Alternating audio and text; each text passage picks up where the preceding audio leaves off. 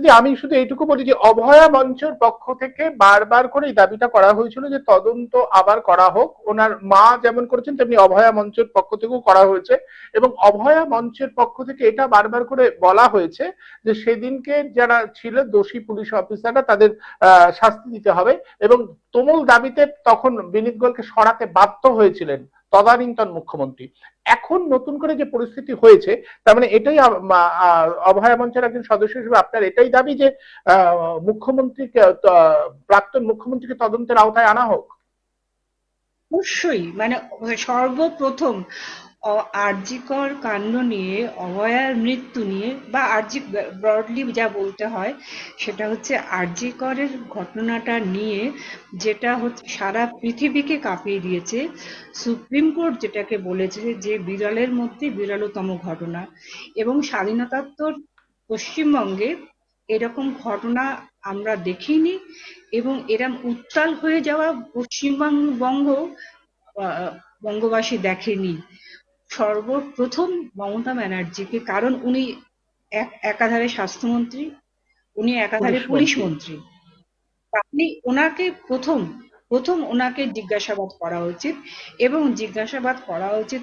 এখন তো উনি একজন সাধারণ বিধায়কও নন, উনি একজন আমার আমার তোমার মতো একজন সাধারণ নাগরিক। তাহলে সে তাকে মানে অত্যন্ত আম, সততা এবং কঠোরতার মধ্য দিয়ে আহ, উম, আনা উচিত এর আওতায়, তদন্তের আওতায়, এবং প্রতিটি প্রশ্নের উত্তর আমাদের মানে জানাতে উনি বাধ্য। এবং এখনকার সরকার যাতে ওনাকে বাধ্য করে, অ্যাটলিস্ট অ্যাটলিস্ট ওই রাত্রিটায় কি হয়েছিল, তথ্য প্রমাণ কারা লোপাট করলো। তো আমরা বারবার বলেছি যে অভয়া ন্যায় বিচার, অভয়া ন্যায় বিচার, অভয়া ন্যায় বিচার। অভয়া ন্যায় বিচারের জন্যে সঞ্জয় রায়কে একা দোষী সাব্যস্ত করে ওর ফাঁসির ব্যবস্থা আবেদন করে উনি ছেড়ে দিলেন। তা বললে তো হবে না, কারা কারা যুক্ত ছিল এর মধ্যে, কি কি হয়েছে, এবং ওর বাড়িতে টাকা নিয়ে যাওয়া হয়েছিল কেন, কে টাকা নিয়ে গিয়েছিল সেটা অবশ্য আমরা জানি।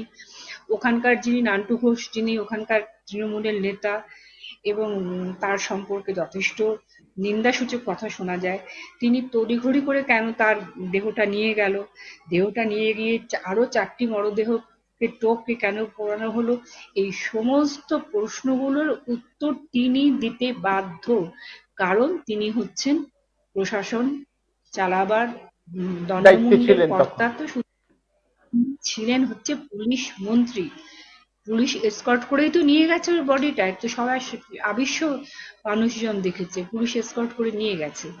কাজে তাকে সর্বপ্রথম আহ, ধরা উচিত, ধরা উচিত শুধু নয়, এই তাকে জিজ্ঞাসাবাদ করাটা অত্যন্ত সততার সঙ্গে মেনটেন করা উচিত, এবং কঠোরতা মেনটেন করা উচিত বলে আমার বক্তব্য, আমার দাবি।